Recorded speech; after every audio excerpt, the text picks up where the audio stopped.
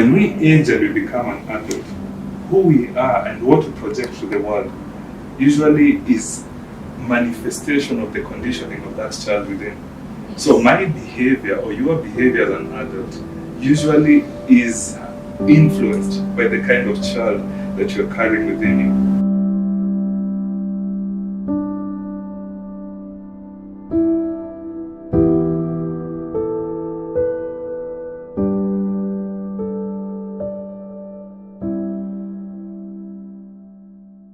Welcome to the Affirmative Action Table. Again, we are in the series of 16 Days of Activism to End GBV. And as part of accelerating our mission, today we sought to have a different perspective. A perspective of a coach, a perspective of a life and business architect. When we age and we become an adult, who we are and what we project to the world usually is manifestation of the conditioning of that child within. So my behavior or your behavior as an adult usually is influenced by the kind of child that you're carrying within you. Now there are two types of child, in quotes, metaphorically, there's two sets of influences on the child. It can either be a happy child or what we call a wounded child. So a happy child is a child that has deeply embedded memories and experiences that were favorable, exciting during the time of growth. An inner wounded child, it's a child that has experienced abandonment, trauma, and distressing situations. So if you look at the concept of the child, a child expects nurturing and responsiveness from the caregiver during the time they are growing up. They expect nurturing and responsiveness. It is a semi-independent sub-personality that influences our character. And when you talk about personality means how you think, how you feel, and how you act. It influences your whole psyche. In other words, the functioning of your mind, how your mind works, and the perspective that you hold in terms of how you view yourself, how you view the world, and the type of understanding and belief you have on where you belong. So when it comes to violence, my personal belief is this: the kind of behavior someone exhibits, for example, in a relationship concept, will always go back to the kind of command that is given from the input. So this input goes back to the concept of the inner child. If the child suffered trauma, abandonment, pain, and distressful situations that were rendered unaddressed, all these situations, they amalgamated into a traumatic inner wounded child, and that traumatized inner wounded child will always be projected outward in form of behavior, because there's a lot of underlying issues that remains unresolved. And remember, the inner child develops a coping mechanism. So part of this coping mechanism are some of the behaviors in the gender-based violence that are exhibited at an adult age. You'll find a husband who's alcoholic, for example, a husband who's abusive, a husband who is violent. It is because majority of the time there is an inner trauma, an experience that was rendered unresolved, and that experience is projecting itself. So the behavior is more of a coping mechanism that has just gone haywire. It's a coping behavior that has morphed itself from that innocent child into an adult dysfunctional behavior. So the same way a printer gives an error because of the input, some of these GBV behaviors that are exhibited is because majority of the time it is us as human beings having gone through experiences and memories that are traumatizing, and they are never addressed, but now they are being projected outwardly to others in form of behaviors that we consider gender-based. Yes. So it's the inner wounded child subconsciously coming out in moments of change, in moments of trauma, in moments where someone is probably pushed to a corner. The inner wounded child. Now, you are a coach. You're a life architect, a life and business architect. looking at our conversation on inner wounded child, on a happy child, on transitions, how does someone navigate transitions? And what are transitions? Yes. Now, the concept of transition, just by the word itself, it means there's some essence of change. Yes. Anywhere there's a transition, it means there's an essence of change. As human beings, we are a creature of habit. And being a creature of habit, it means whatever we are exposed to over a repetitive period of time, we assimilate to. Yes. And this could be people, it could be environments, it could be experiences. Anything that you're exposed to over a period of time, we assimilate. Now, when we assimilate to something, we conform. We conform to that particular thing. Now, conformance leads to some form of passivity. We become passive in our approach. And that is also fundamentally biological, because the brain does not want to be innovative and creative every time. It has to run millions and millions and millions of subconscious activities. It has to look at the functioning of your heart, functioning of your mind, functioning of all these parts, biological essence that forms who you are. So what the brain does, it looks at what repetitive patterns that are being exposed as triggers to the person, and then it automates those patterns. Interesting. And when those patterns are automated, it creates some form of conformance.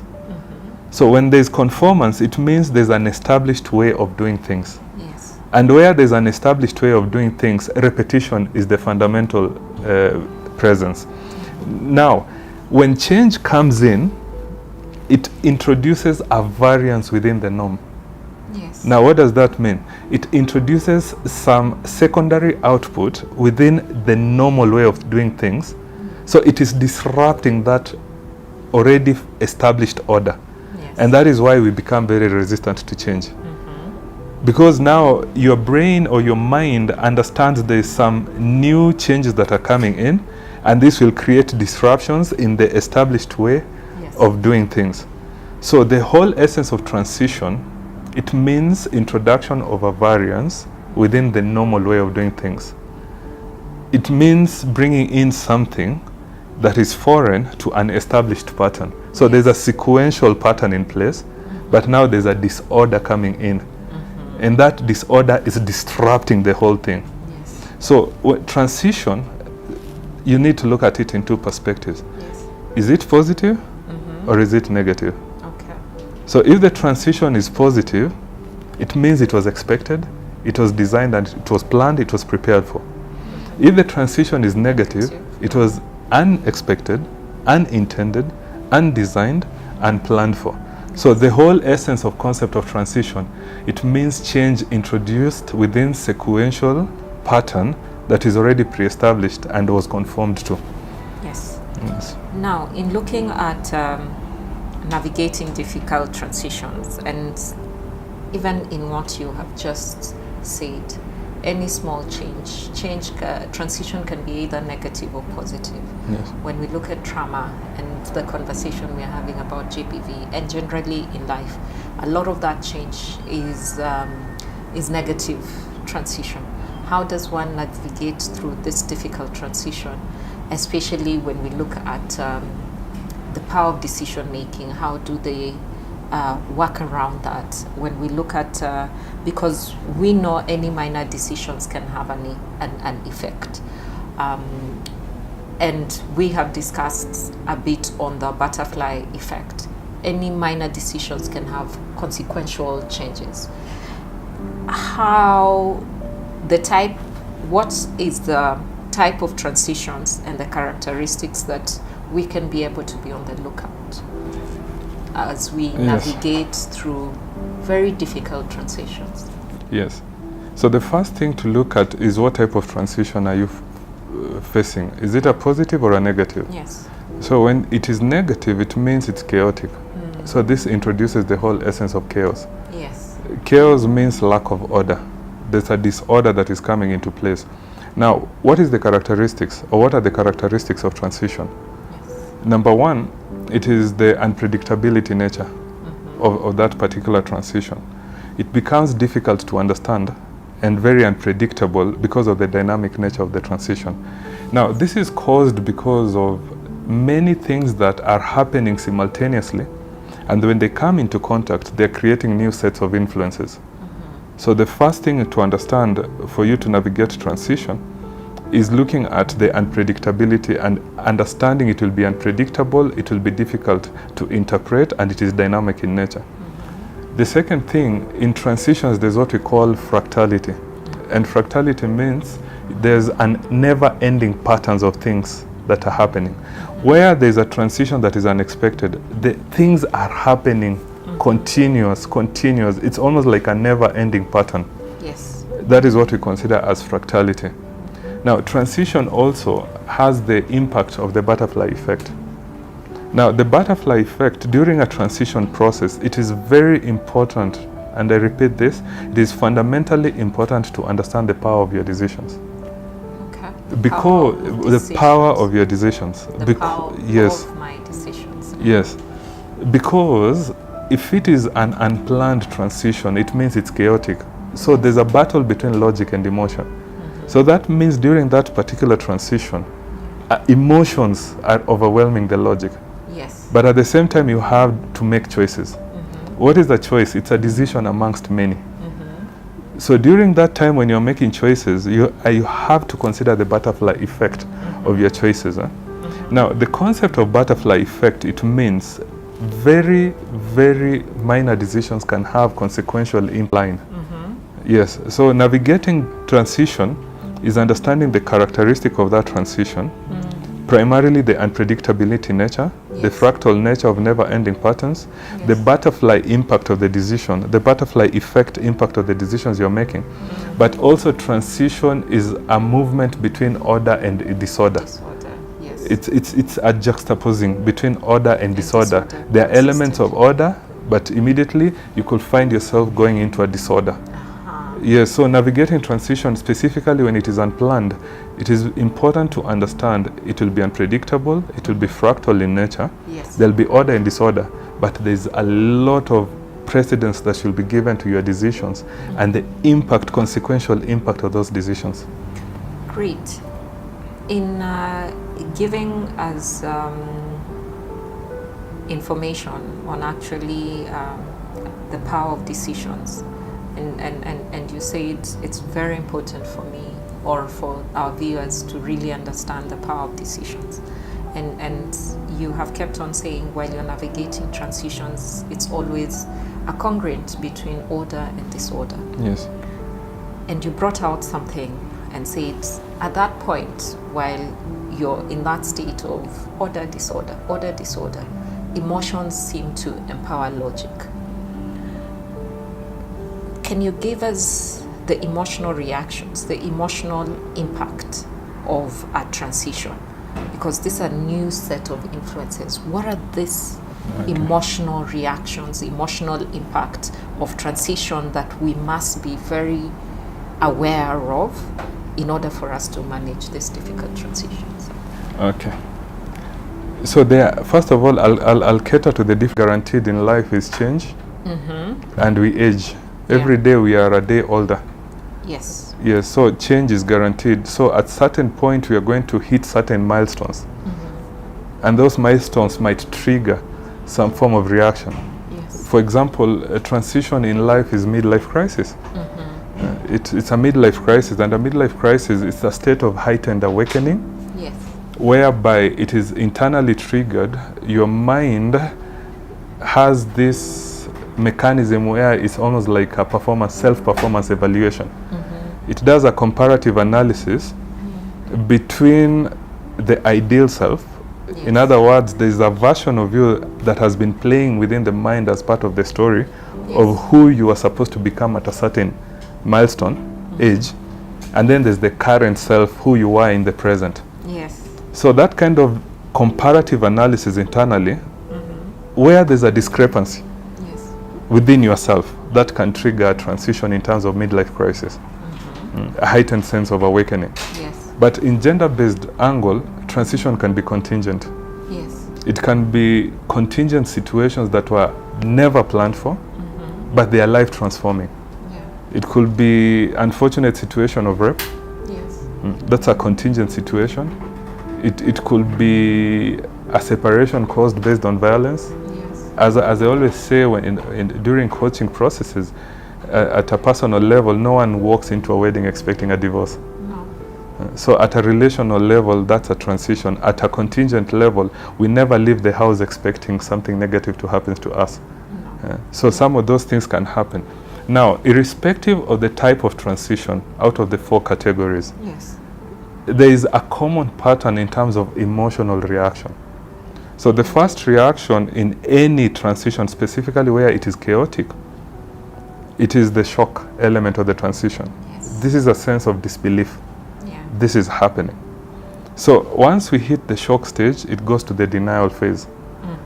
At the denial phase, there's a part of us that doesn't want to accept reality, that this is happening. Then there's the anger stage. And in that sense, in that stage of anger, it's almost like a self-condemnation. Okay. You're becoming tough. You are disregarding the whole thing in terms of why is it happening to you. And after anger, you fall into guilt. So guilt is a heightened state where you are looking at a situation, you compromised your values. And the compromising of those values led to a situation where a violation occurred. Yes. So you're questioning yourself in detail, why did I compromise myself? That's what causes guilt. Now, from guilt, you go into a depression state. Yes. Now, this is a state of lower consciousness. It's a state where you consider immobility. Okay. There is unwillingness within a person to expand their energy. To expand their energy or motivation or inspiration is lacking to undertake any form of activity. Okay. So that's a depressed state of being. But once someone starts developing some semblance of hope, Yes. and some semblance of understanding that there is life beyond this, it goes into the bargaining stage. Yes. So at that stage, you are trying to have a conversation with yourself, just like a buyer and a seller, looking at the pros and the cons. And once from bargaining stage, if you come out successfully, you go into acceptance. Yes. So acceptance can also be considered as transcendence. Okay. It's a state where you move beyond the situation. It doesn't mean the solution is inherent or incumbent, but it means there is hope. Yes. In an acceptance phase, it means there is hope. It's a representation of someone who develops a meaning in the suffering. Yes. It is someone who has come up with a meaning that is triggering an emotion that is more impactful and powerful than the emotion of the suffering itself. So finding an emotion to supersede the trauma. Yes, it is finding a meaning to your suffering, and this is one of the techniques on how you build resilience when it comes to navigating difficult transition. So if you look at the different stages, irrespective of the type of transition you're having, it usually focuses on the element of shock, denial, anger, guilt, depression, bargaining, and then final acceptance. Fantastic. And in looking at this emotional reactions, in your coaching process, and even as you just work with individuals as a life architect, what have you felt implied as the possible outcomes to these emotional reactions?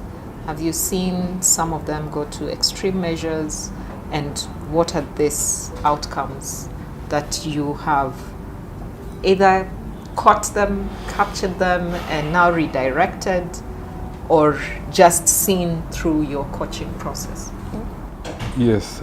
Now, there are two similar things. There are two types of responsiveness I've seen. Yes.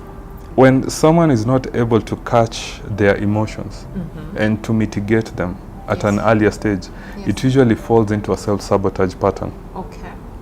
But when someone is able to mitigate them early, it forms a self-reinvention. So there is self-sabotage, and then there is self-reinvention. Yes. But if you look at navigating through your emotions, it goes back to how intelligent you are when it comes to your emotion.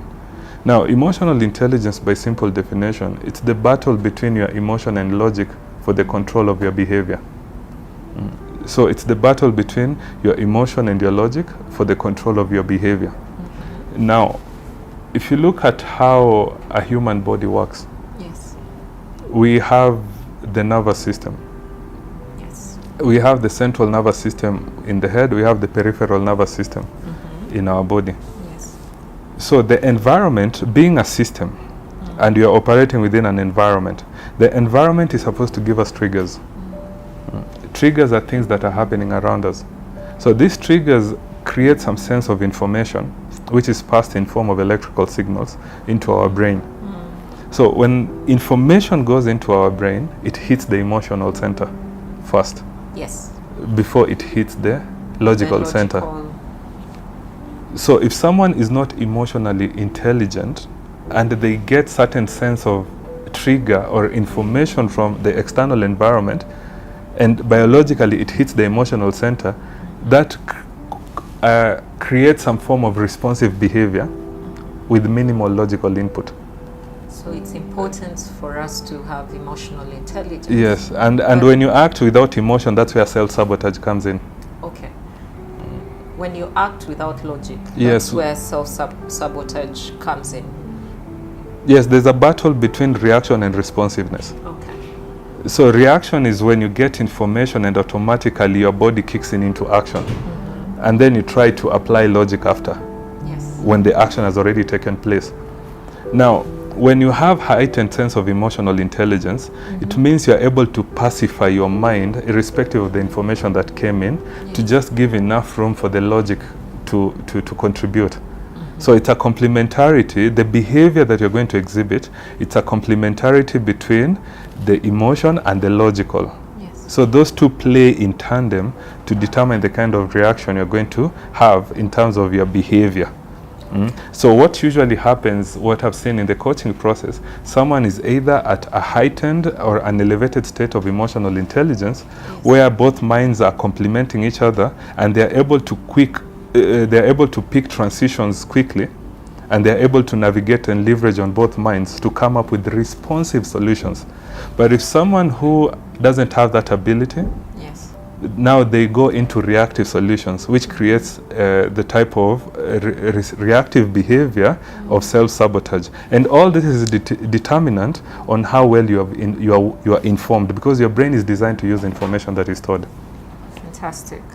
And as we progress in this conversation, and especially with my brain utilizing the information that I have stored, how do I build resistance as I navigate through this process, especially from a coaching perspective? Because at this point of transition, I know I do not have the ability to be my own pillar. Where can someone get a pillar, and how do they build resistance? So building resistance goes back to the concept of staying power. Okay. It's Staying power. It's developing what we call your staying power. Staying power is the ability to remain in the same state, irrespective of what is happening around you. Wow. The ability to remain in the same state, irrespective of what is happening around you. Irrespective of whether, sorry to bring this, it's GBV season. Irrespective of whether I'm being battered, irrespective of whether someone is shouting at me, irrespective of, it's that ability to find your staying power or find yourself within that scenario. Yes, Okay. staying, not accepting the abuse, Okay. but it is a way of finding peace within yourself, irrespective of what is taking place around yourself. Okay. And there's a rule I give to my coaching clients where I tell them creativity and desperation do not go hand in hand. Creativity and desperation do not go hand in hand. Okay. You cannot be desperate and creative at the same time. In Okay. other words, when you lack resilience, you do not have enough room for creativity because you are overwhelmed by desperation of that situation. Okay. So the first way in building resilience is understanding the concept of staying power and how to develop staying power. Now, staying power means you're able to pacify the emotion long enough to apply logic in the situation, to find creative solutions on how to deal with that situation. So the first way of dealing with and building resilience on transition is to identify your staying power. Okay. so that you give yourself enough room to be creative by subordinating the desperation out of the process. That's the first thing. Yes. The second thing, when it comes to building resilience on difficult transition, it depends on the type of transition that you're facing. I'll give the context of the contingent transition and the relational transition. Yes. And even professional transition. So now, on the relational transition and the contingent transition, there's a lot of pain that embodies those kind of transition. Yes. Because if it is a difficult relationship and someone has decided to walk out, either willingly or unwillingly, a separation or a divorce, if it is a contingent situation where something has happened from a GBV perspective that is creating chaos in the norm, Yes. at the end of the day, the fundamental rule is you need yourself. There's a rule that says that if you have to love someone, the first person you should love is yourself. Indeed. Because you can't pour from an empty cup. You can't give to someone that you do not have. Yes. And someone who's bleeding will bleed on others. Someone who's hurting will hurt others. Yes. So navigating that transition is very delicate. And the first point of focus is yourself. Okay. Is yourself. So what does that mean? There's a book that I'm about to bring out, and it's called The Lived Formula. The Lived Formula. Lived Formula is an acronym, and it is on how to build resilience and how to navigate difficult transitions. So L stands for love, and this is what it means. For example, if it is a relational transition, you've been in a partnership with someone and you've been loving someone else unconditionally, and all of a sudden there's a separation. So where there's separation, it means there's an extraction. So that leaves you with a void. Because that extraction leaves someone with a void. The other person is no longer in your presence. And remember the concept of assimilation and conformity. You had already conformed. So where there's a void, the first rule is this, or even on other forms of transition like a GBV transition, you have to love yourself. That's the only way. You cannot look for anything to fill that void from an external source. You have to build resilience internally first, fortify and solidify yourself from internal. So the lived formula advocates, number one, for finding a way to love yourself, irrespective of what is happening. Now, the I stands for immersion. Immersion means an empty mind is the devil's workshop. Yes. So when you're going through a transition, either in GBV, relational, there's some semblance of pain, there's some semblance of heightened experiential situations which can lead to trauma. So you have to find something to immerse yourself. Now, the concept of immersion, metaphorically, I'll express it in the form of a ship that is in a storm without an anchor. What do you think will happen in that situation? The ship will be swayed. Yes, thrown left back and until probably it sinks Now, out of the impact. Yeah. So what happens when there's an anchor? Well, what happens when there's an anchor? It's stable. It's right there. Yeah. Irrespective of the condition of the Yes. environment. Yeah. So immersing yourself is simply understanding when you're going through difficult transitions, specifically when it is chaotic, there's a lot of storm in your life. Okay. And if you do not have anything to anchor you in place, you're going to be swayed all over the place. Yes. And you can be shipwrecked. Yes. So finding an anchor means finding a meaning Yeah. in the suffering. Oh yes. It is finding something, a Finding deep meaning. in your suffering. And there's a rule that says never let any suffering go to waste. This also applies another principle in personal development. It's called the principle of duality. The principle of duality. The principle of duality simply means opposites travel on the same coin. If I say, for example, what is the opposite of male? Female. Black, White. rain, Sunshine. poverty. Wealth. Yes, so the world is built in form of duality. Duality, yes. So if you are facing one side, which is pain, There is another if you side. flip the coin, the other side It's bliss. is happiness, it is Yes. hope, it is peace. You understand? So Yes. immersion means learning how to create a duality within that particular situation and flipping the coin. So building resilience in this formula, number one is understanding how to love yourself. Number two, creating meaning in the suffering and immersing yourself in that particular meaning. V stands for victory.